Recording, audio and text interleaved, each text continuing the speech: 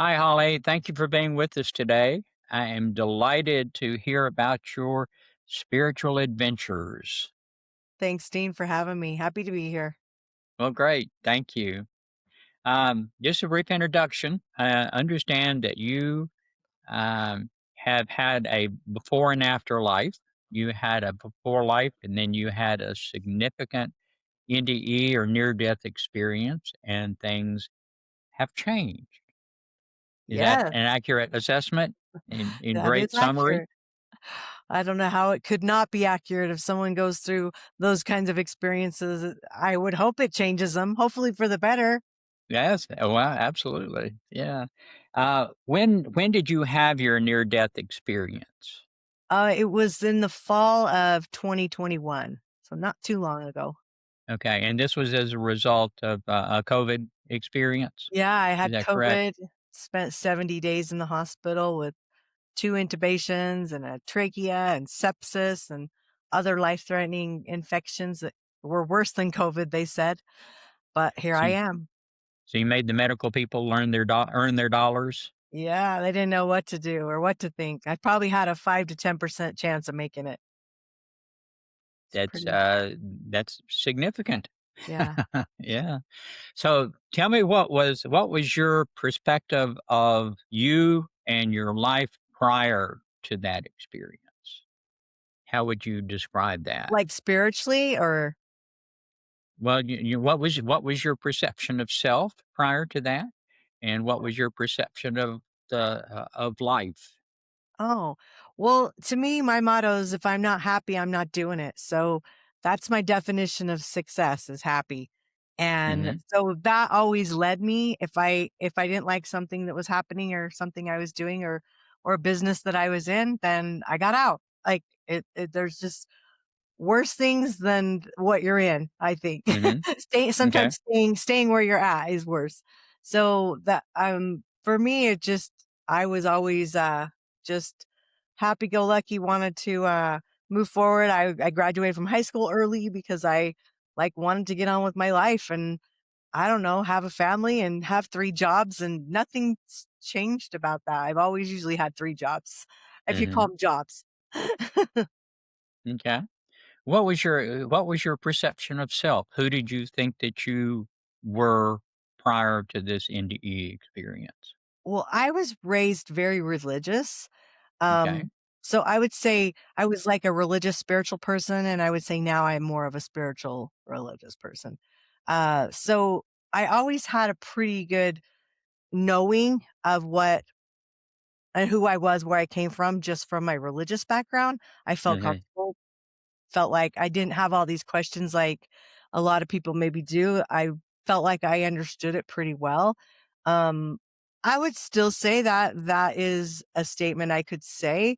I feel like I definitely know it better now. I definitely have seen better on the other side for sure. And mostly the positivity, it's like I always want to live in a positive state of mind, and where I went, there's no room for negative. Like, it's mhm, not even it's almost like it's not even possible.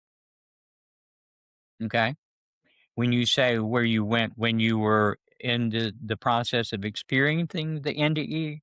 Yeah, yeah. When I was in my NDE, that it just it was like I always felt like growing up, I always had I call it a gift because I feel like I call it the gift of knowing. It's not a psychic ability for me. I don't label it as that. I just like when people ask people that have it, they'll get asked, "How do you know that?"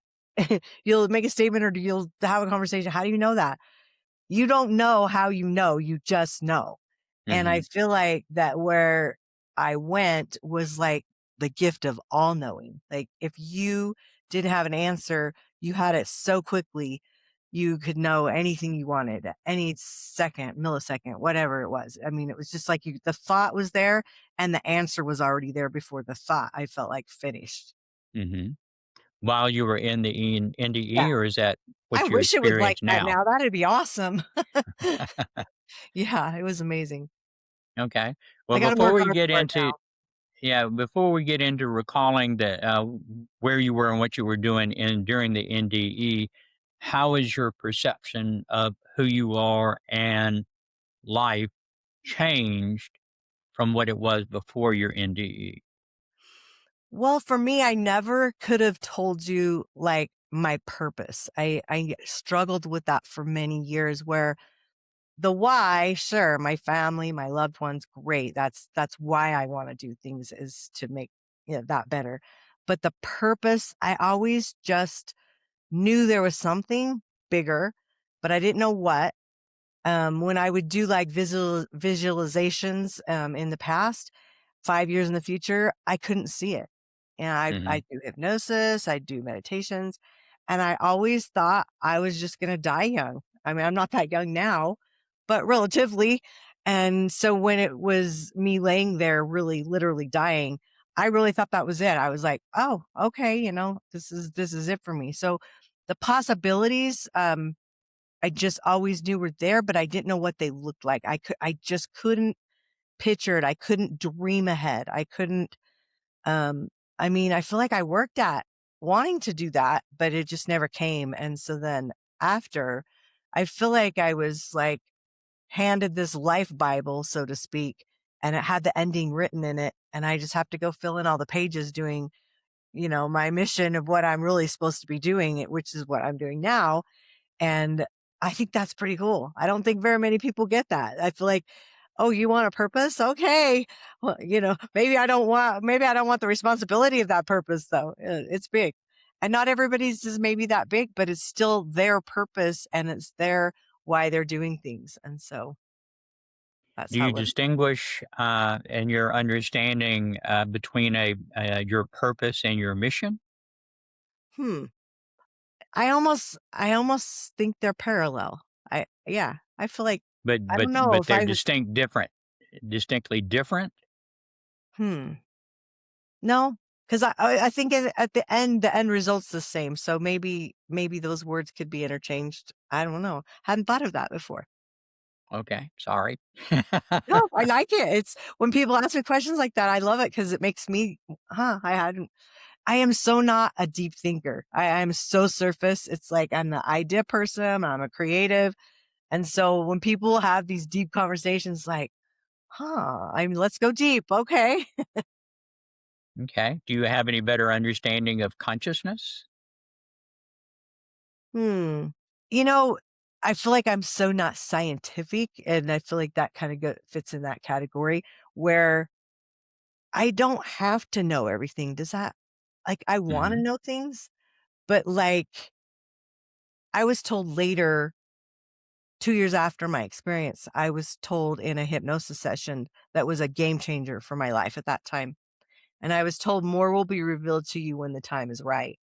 Mhm. And normally, that would make me crazy because I don't like surprises. I like just wanna know what's going on. And I was at such peace with those words. I thought, "Wow." So, it's interesting because when I was in the hospital,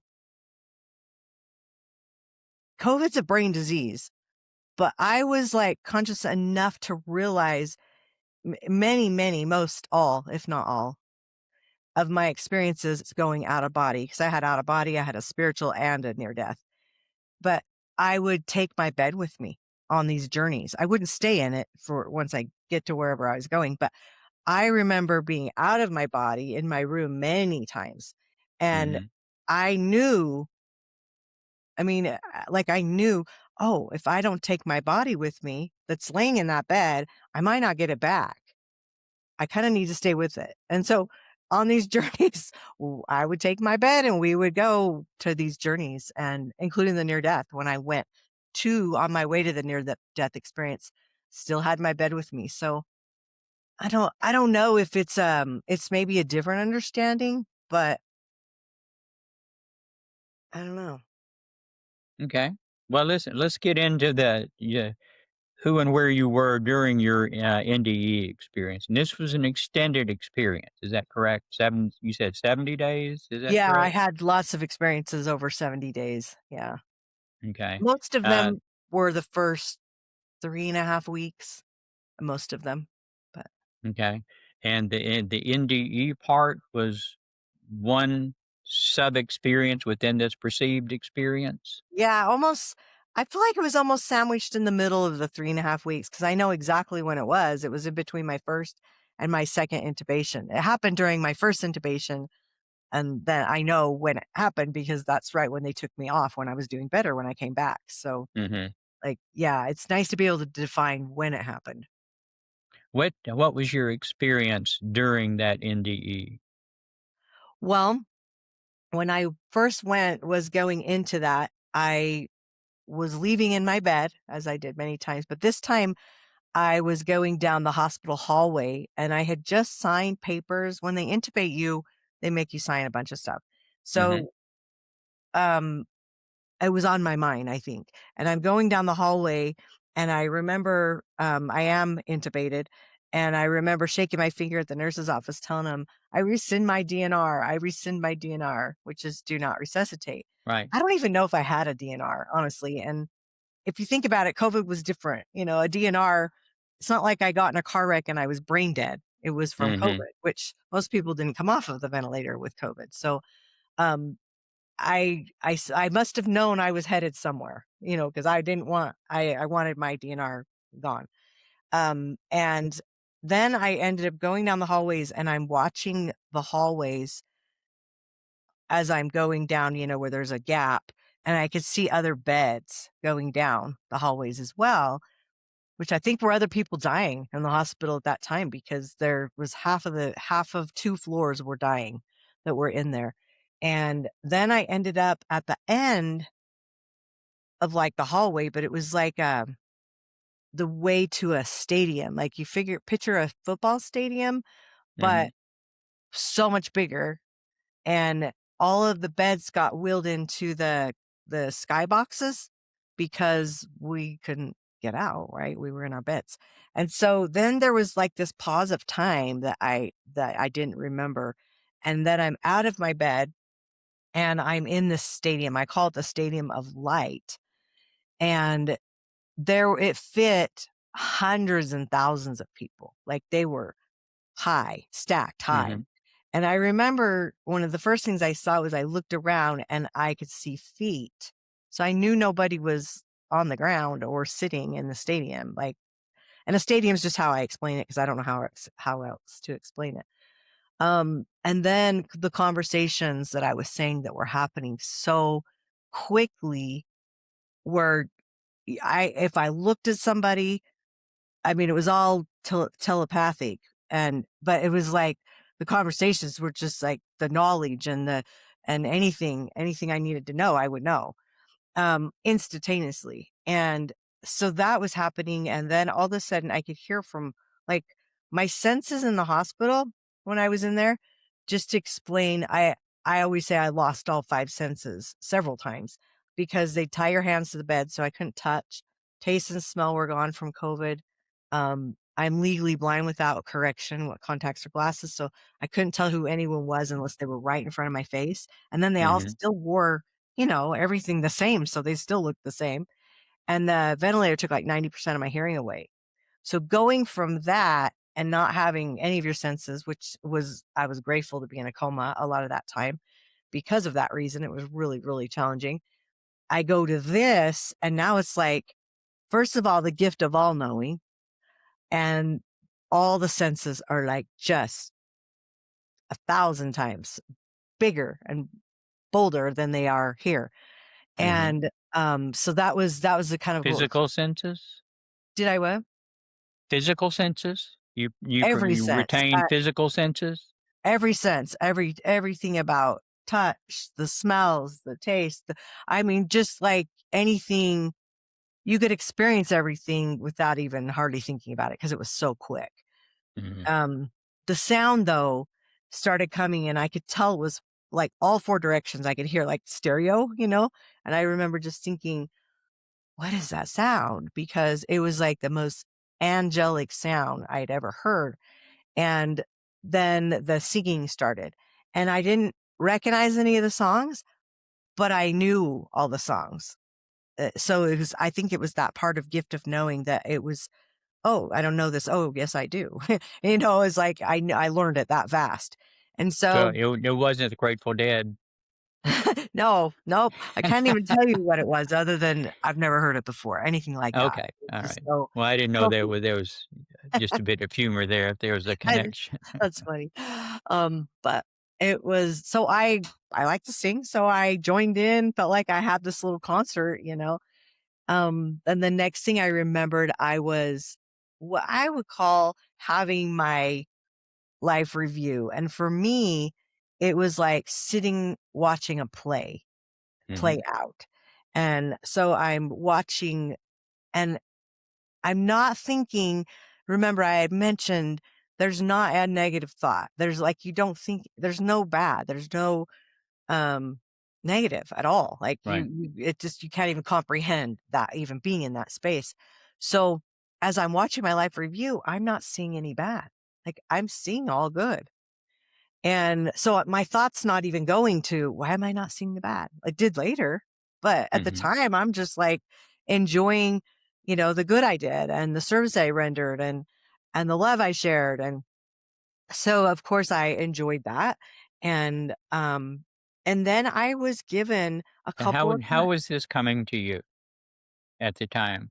like watching a play, you mean, or what do you mean? Yeah, yeah, it was like a play. Did you know how it was being presented to you? Was there an entity that was presenting this to you? Was there Hmm. any other entity that you were knowingly involved with that was providing you with this experience?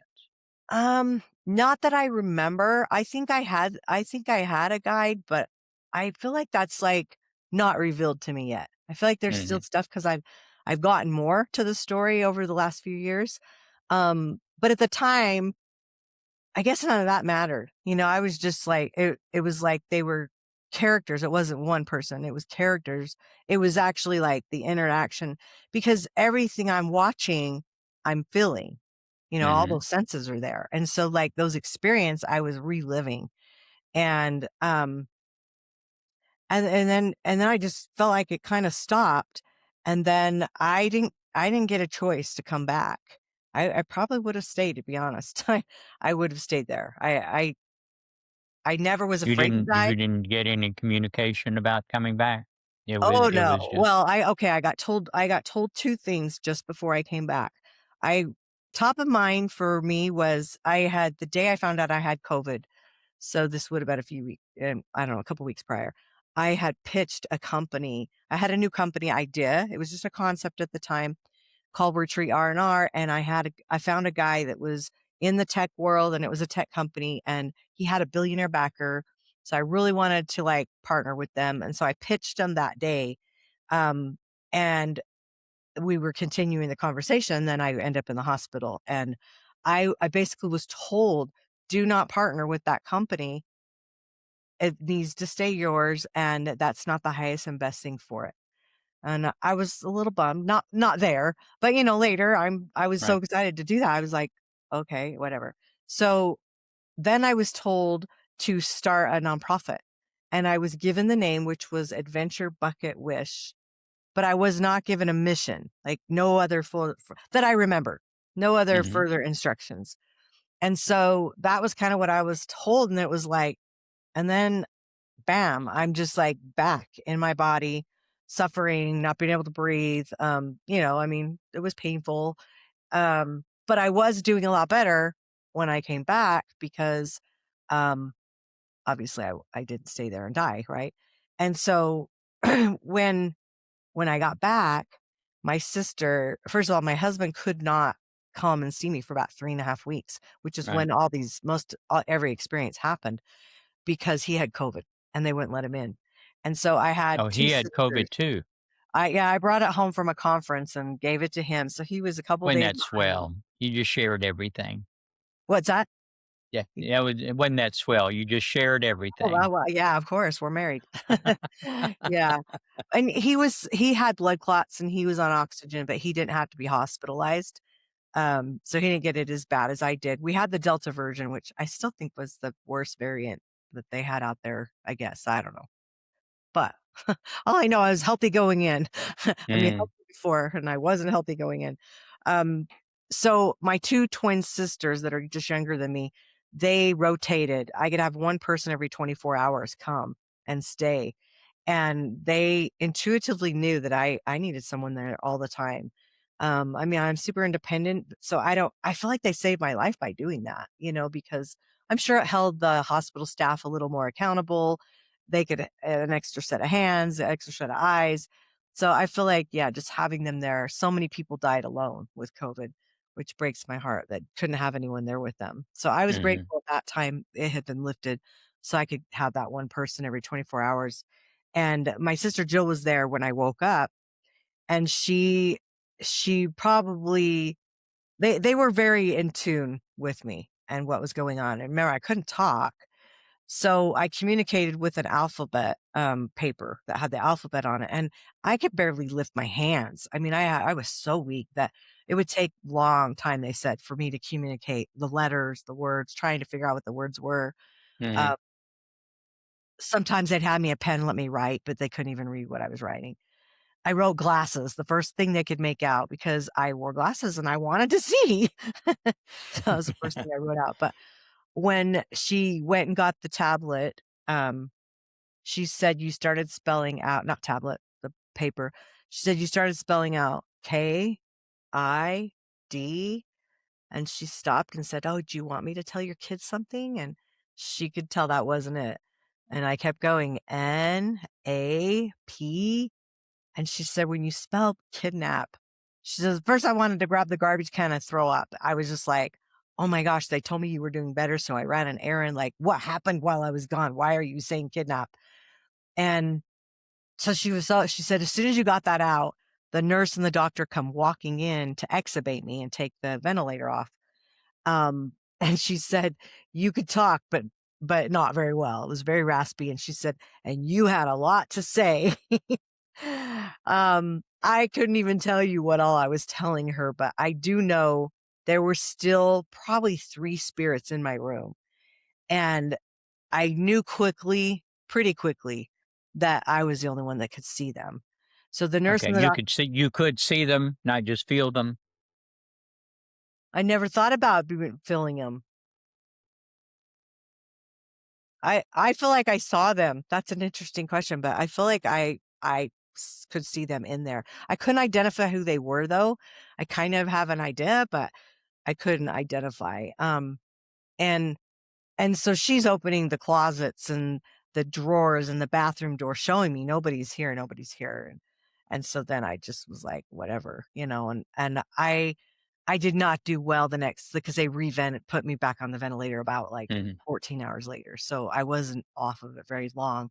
But that was that. And I got 2 years later was really, and we can go into that however you want, but 2 years later is when I feel like I got my answers, because I never could figure out, like, why did I come from this place?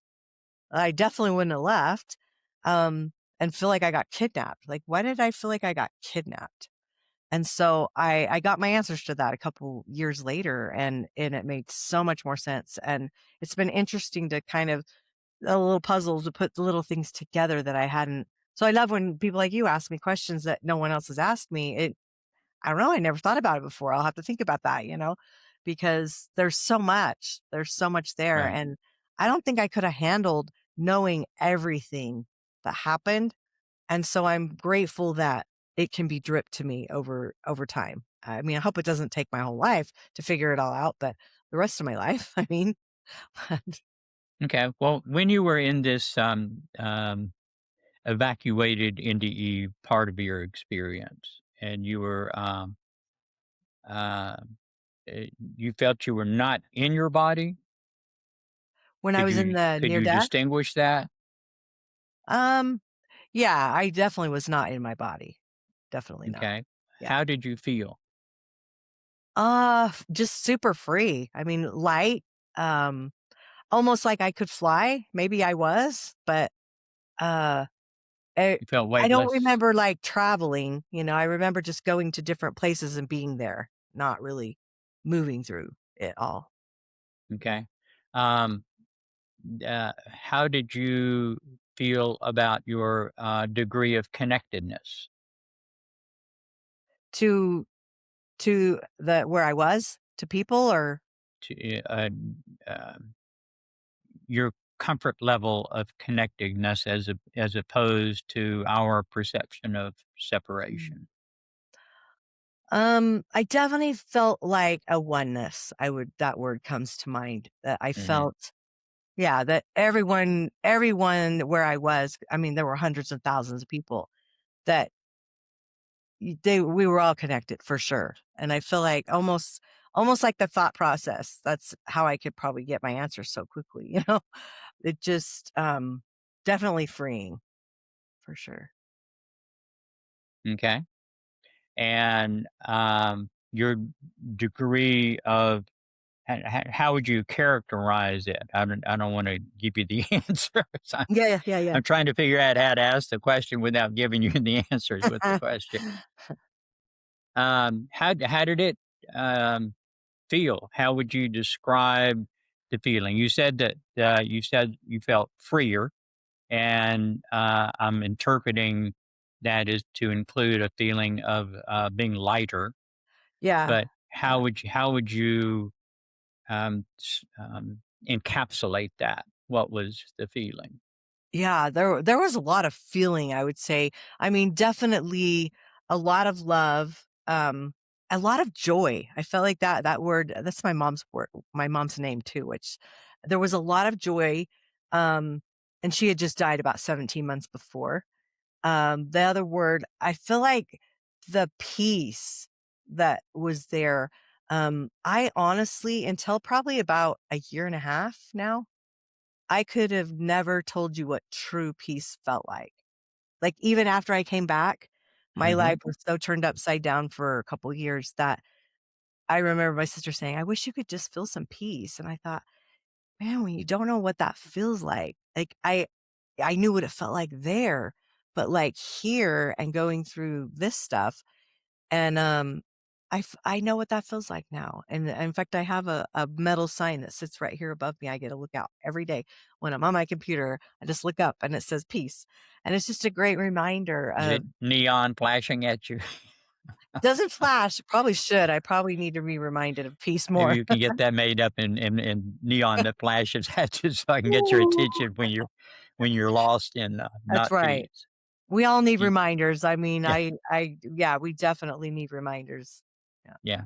yeah. So, in order to feel that peace today, is that something that you're, able to, reconstruct having had that intense experience of peace, or Yeah, is that but still interesting elusive? but I didn't come back with it right away. I It was one of understand. those things that I had to figure out.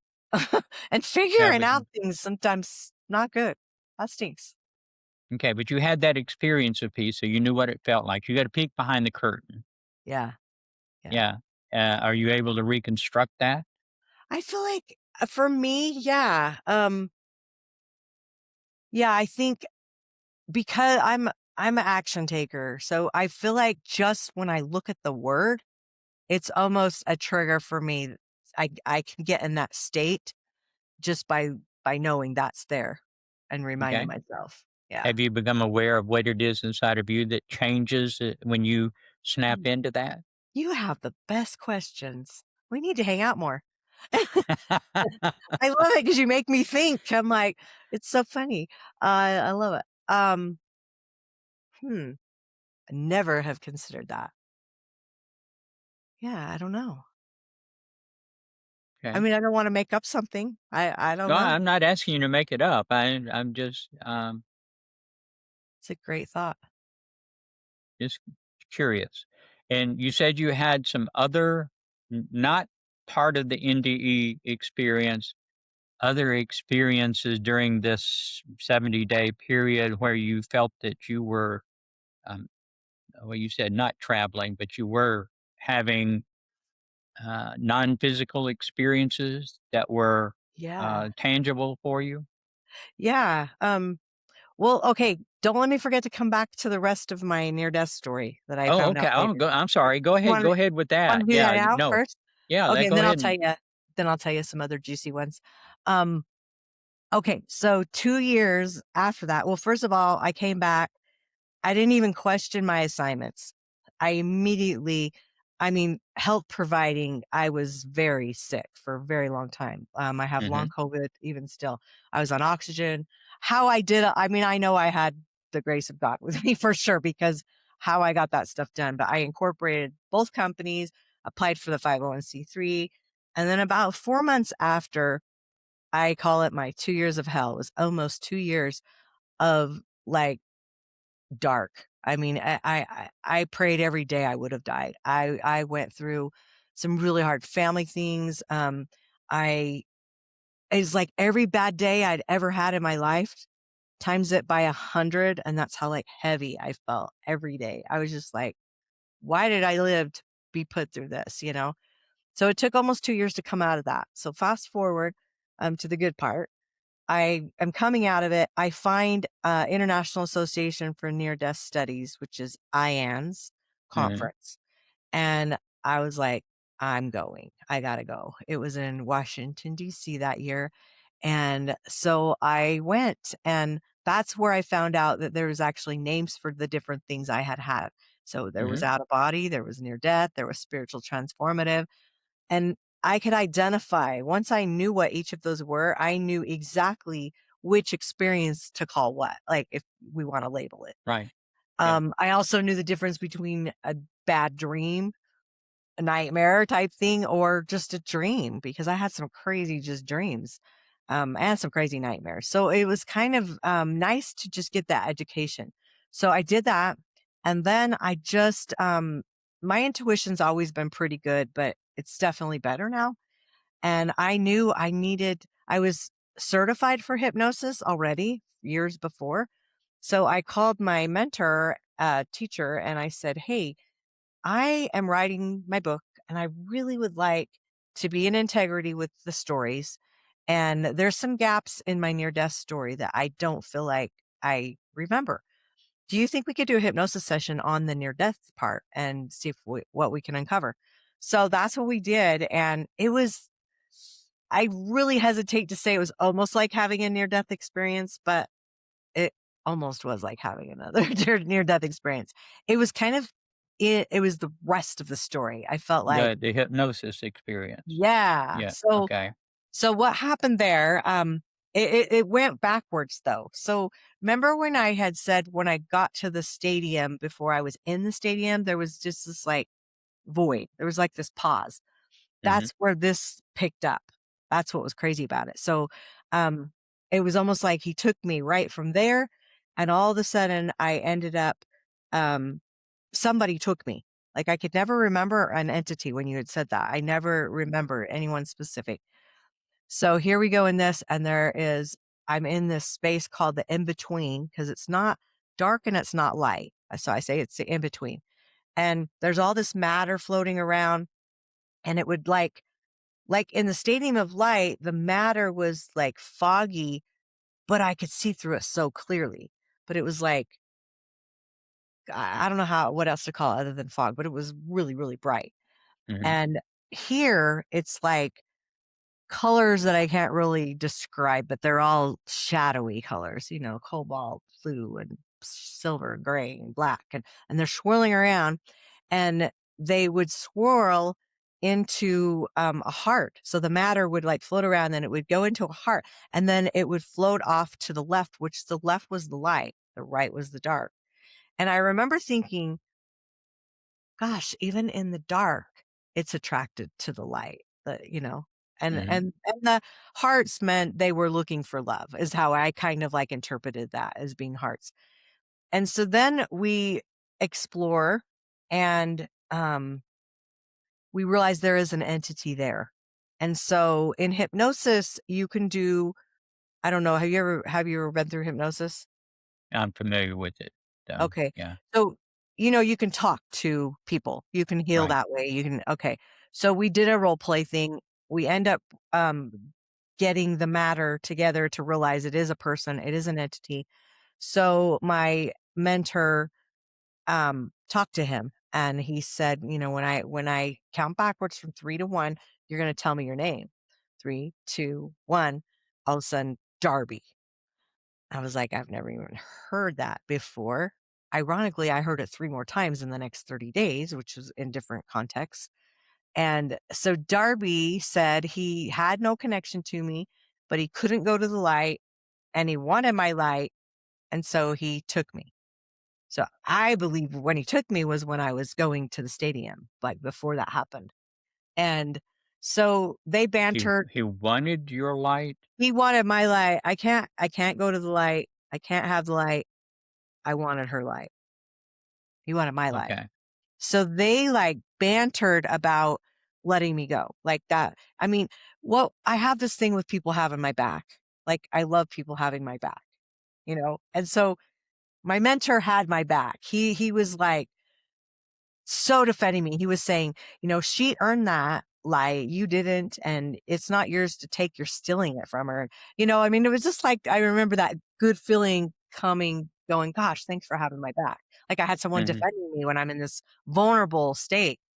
Well, eventually, the heat, not as much as heat, but the light I could sense on the side of my face. And it was like that brightness, just so, so, so bright. And Darby said, the light's coming to take her and I'm not going to be able to stop it. Meaning he could take me all he wanted, but the light's going to win. Mhm. And so he said, well, then let her go. So ultimately he lets me go and I start going forward and I look on the right side and I look way far away and there's a mountain up there with one eye on it. And I saw it 2 times and I remembered the second time seeing it thinking, okay, you've seen that twice. There's a reason. Noted. I remember saying noted. Like, okay, got it. Got it. You showed me twice. Got it. I don't have all the pieces to that yet, but I do believe because it was in on the dark side, but it was facing the light. I feel like it was a protector. It was definitely something that was there to protect me. And then I walk forward and there is a tree in front of me.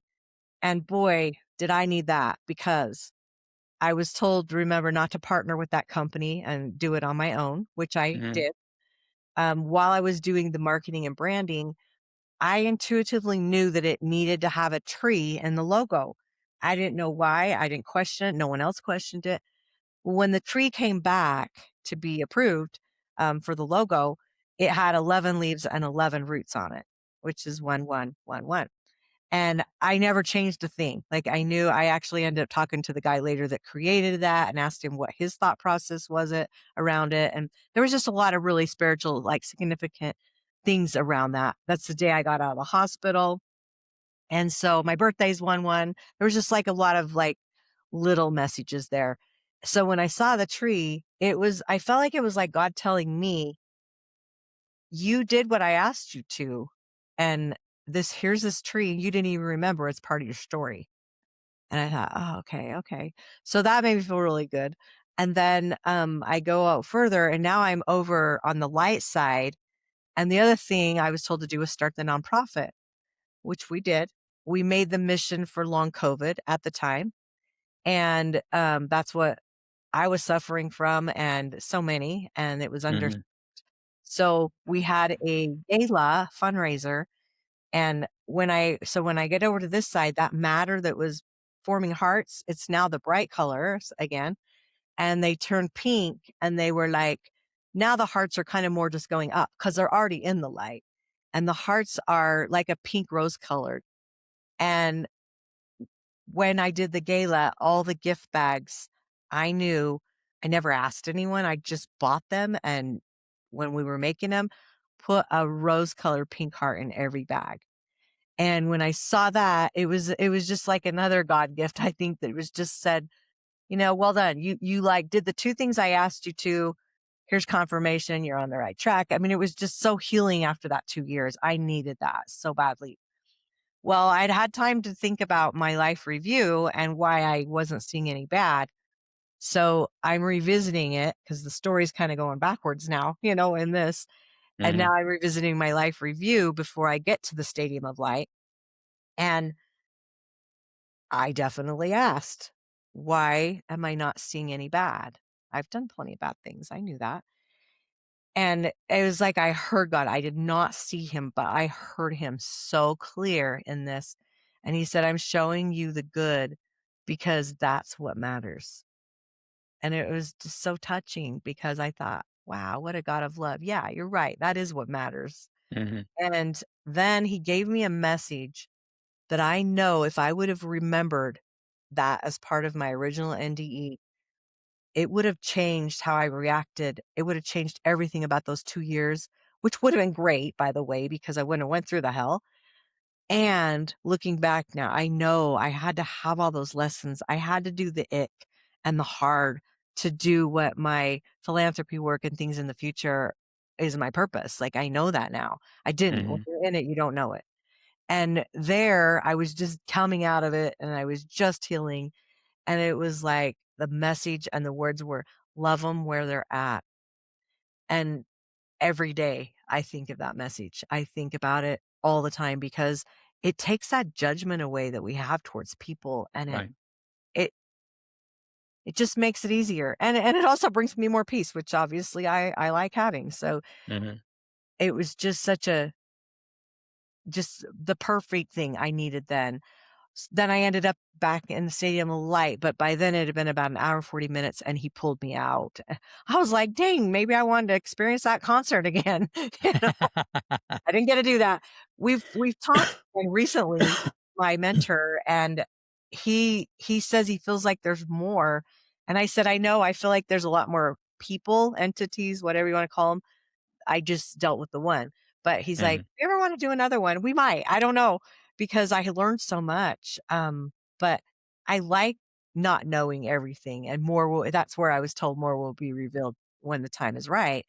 And so that's okay. Like, I'm okay with that. So anyway, that was the rest of the story. Okay, cool. Uh, just a comment. Light is information. It tells energy how to be.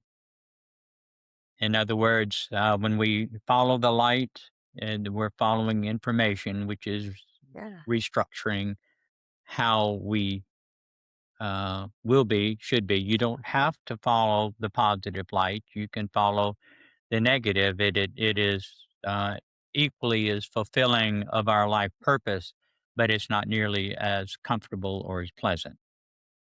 Yeah. Um, we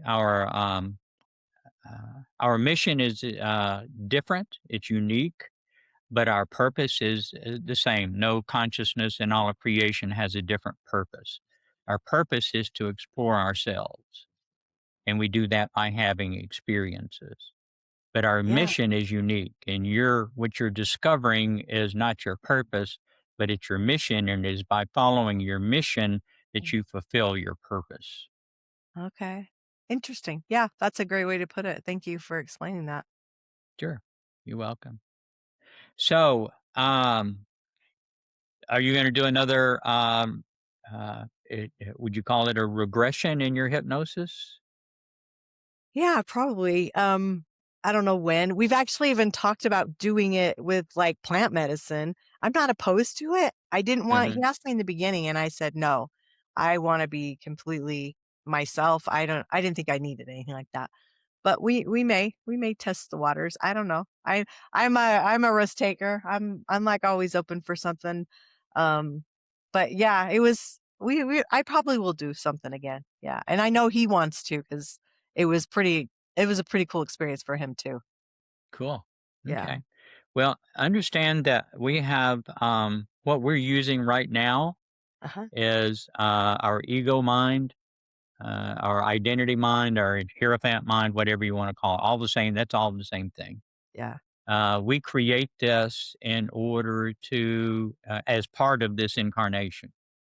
But we also have access to several other minds that are always there. You and I right now are experiencing an analog projection of our metaphysical self. And what we die, what you were headed towards experiencing was a reunification with your metaphysical self. Mm, And so, but still, that is, even though we can call it a subconscious mind, it's actually just a deeper mind. And yeah. when we process thought, when we're processing thought right now, we're processing that thought in our metaphysical beingness. And only the fruit of that thought is what we experience.